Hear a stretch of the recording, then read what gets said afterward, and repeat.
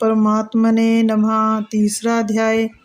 इस पर अर्जुन ने प्रश्न किया कि हे जनार्दन, यदि कर्मों की अपेक्षा ज्ञान आपके श्रेष्ठ मान्य है तो फिर हे केशव, मुझे भयंकर कर्म में क्यों लगाते हैं तथा आप मिले हुए से वचन से मेरी बुद्धि को मोहित सी करते हैं।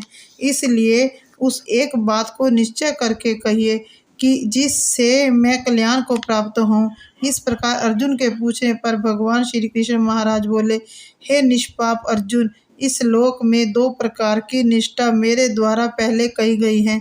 ज्ञानियों की ज्ञान योग से और योगियों की निष्काम कर्म योग से। परंतु किसी भी मार्ग के अनुसार कर्मों को स्वरूप से त्यागने की आवश्यकता नहीं है, क्योंकि मनुष्य ना तो कर्मों की न करने से निष्कर्ताओं को प्राप्त होता है और न कर्मों को त्यागने मात्र से भगवान साक्षात्कार रूप सिद्धि को प्राप्त होता है, तथा सर्वदा कर्मों का स्वरूप से त्याग हो भी नहीं सकता, क्योंकि कोई भी पुरुष किसी काल में क्षण मात्र भी नहीं कर्म किए नहीं रह सकता। निस्संदेह सभी पुरुष प्रकृति से उत्पन्न हुए गुणों द्वारा परवश हुए कर्म करते हैं। इसलिए जो मूढ़ बुद्धि पुरुष कर्मेंद्रियों को हठ से रोककर इंद्रियों के भोगों को मन से चिंतन करता रहता है, वे मिथ्याचारी अर्थात दंभी कहा जाता है।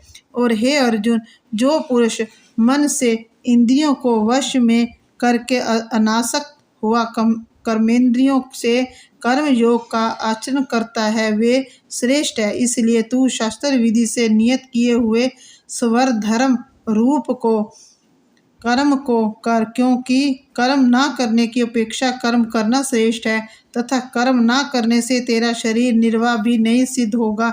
हे अर्जुन, बंधन के भय से भी कर्मों का त्याग करना योग्य नहीं है, क्योंकि यज्ञ अर्थात विष्णु के निमित्त किए हुए कर्म के सिवा अन्य कर्म में लगा हुआ ही ये मनुष्य कर्मों द्वारा बांधता है।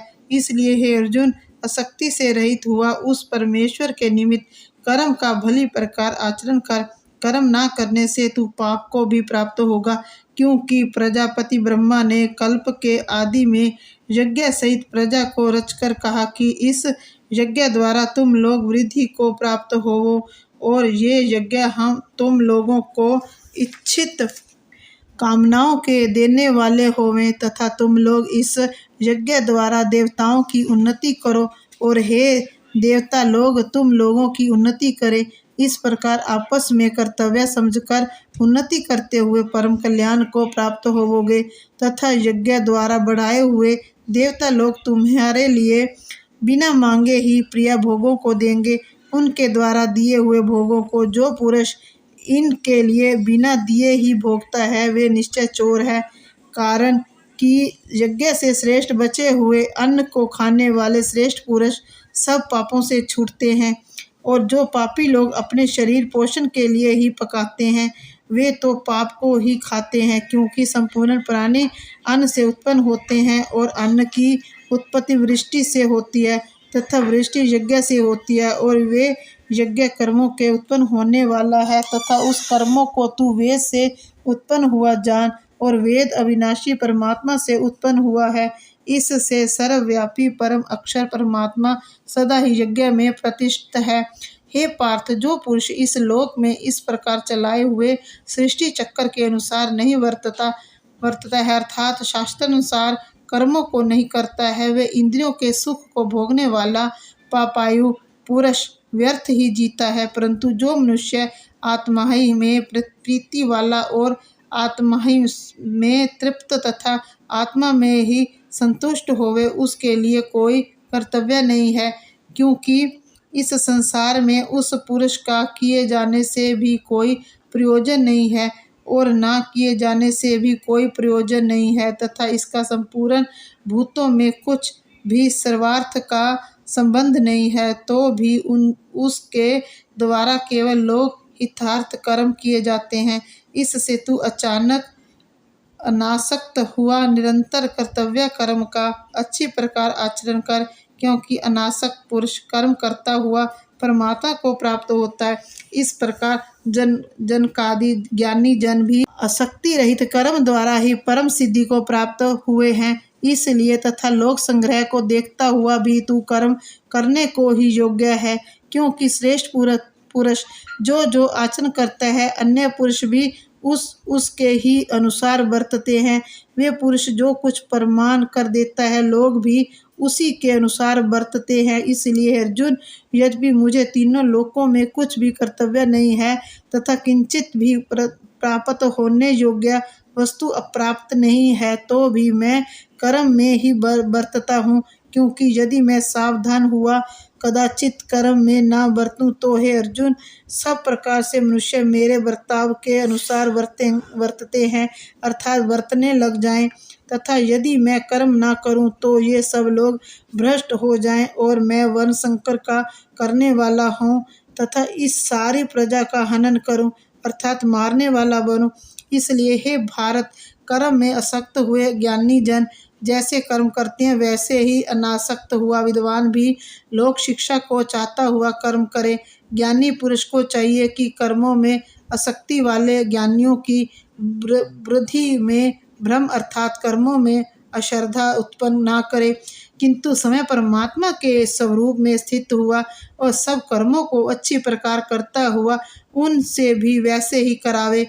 हे अर्जुन, वास्तव में संपूर्ण कर्म प्रकृति के गुणों द्वारा किए हुए हैं, तो भी अहंकार से मोहित हुए अन करण वाला पुरुष मैं करता हूँ ऐसे मान लेता है। परंतु हे महाभाव, गुण विभाग और कर्म विभाग के तत्व को जानने वाला ज्ञानी पुरुष संपूर्ण गुणों में बरतते हैं ऐसे मानकर नहीं आसक्त होता है, और प्रकृति के गुणों से मोहित हुए पुरुष गुण और कर्मों में आसक्त होते हैं। उन अच्छी प्रकार ना समझने वाले मूर्खों को अच्छी प्रकार जानने वाले ज्ञानी पुरुष चलाए मान ना करे। इसलिए हे अर्जुन, तू ध्यान निष्ठ चित्त से संपूर्ण कर्मों को मुझ में समर्पण करके आशा रहित और ममता रहित होकर संताप रहित हुए युद्ध कर। हे अर्जुन, जो कोई भी मनुष्य दोष बुद्धि से रहित और श्रद्धा से युक्त हुआ सदा ही मेरे इस मत के अनुसार बरतते हैं वे पुरुष संपूर्ण कर्मों से छूट जाते हैं, और जो दोष दृष्टि वाले मूर्ख लोग इस मेरे पथ के अनुसार नहीं बरतते हैं उन संपूर्ण ज्ञानों में मोहित चित्त वालों को तू कल्याण से भ्रष्ट हुए ही जान, क्योंकि सभी प्राणी प्रकृति को प्राप्त होते हैं अर्थात अपने स्वभाव से परवश हुए कर्म करते हैं। ज्ञानवान भी अपनी प्रकृति के अनुसार चेष्टा करता है, फिर इसमें किसी का हट क्यों करेगा। इसलिए मनुष्य को चाहिए कि इंद्रिय के अर्थ में अर्थात सभी इंद्रियों के भोगों में स्थित जो राग और द्वेष है उन दोनों के वश में नहीं होवे, क्योंकि इसके वे दोनों ही कल्याण मार्ग में विघ्न करने वाले महान शत्रु हैं। इसलिए उन दोनों को जीतकर सावधान हुआ सब धर्म का आचरण करे, क्योंकि अच्छी प्रकार आचरण किए हुए दूसरों के धर्म से गुण रहित भी अपना धर्म अति उत्तम है। अपने धर्म में मरना भी कल्याणकारक है और दूसरों का धर्म भय को देने वाला है। इस पर अर्जुन ने पूछा कि हे कृष्ण, फिर ये पुरुष बलात् लगाए हुए के सदर्श ना चाहता हुआ भी किस से प्रेरा हुआ पाप का आचरण करता है। इस प्रकार अर्जुन के पूछे पर श्री कृष्ण महाराज बोले, हे अर्जुन, रजोगुण से उत्पन्न हुआ ये काम ही क्रोध है, ये ही महाअशन अर्थात अग्नि के सदृश भोगों से ही तृप्त होने वाला और बड़ा पापी है। इस विषय में इसको ही तू बैरी जान। जैसे धुएं से अग्नि और मल से दर्पण ढका जाता है तथा जैसे जेल से गर्भ ढका हुआ है, वैसे ही उस काम के द्वारा ये ज्ञान ढका हुआ है। और हे अर्जुन, इस अग्नि सदृश ना पूर्ण होने वाले कामरूप ज्ञानियों के नित्य वैरी से ज्ञान ढका हुआ है। इंद्रिय, मन और बुद्धि इस काम के वास स्थान कहे जाते हैं, और वे काम इन मन, बुद्धि और इंद्रियों द्वारा ही ज्ञान को आच्छादित करके इस जीवात्मा को मोहित करता है। इसलिए अर्जुन, तू पहले इंद्रियों को वश में करके ज्ञान और विज्ञान के नाश करने वाले इस काम पापी को निश्चय पूर्वक मार।